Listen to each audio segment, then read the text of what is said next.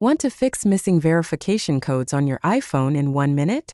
First, swipe down to open Control Center and turn off any focus mode or do not disturb settings. Next, tap airplane mode on for 3 seconds, then tap it again to reconnect your cellular network. Check your signal bars. If they're low, move to a spot with better reception. Open Messages and swipe right on any old verification text to delete them, so they won't confuse incoming codes.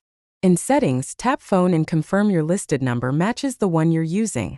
Then go to Settings, Messages and make sure iMessage, Send as SMS and MMS messaging are all enabled, and turn off unknown sender filtering. Still no codes?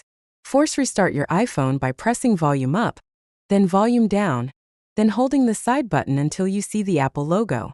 If that fails, go to Settings, General, Transfer or Reset iPhone. Choose Reset Network Settings, reconnect to cellular and try again.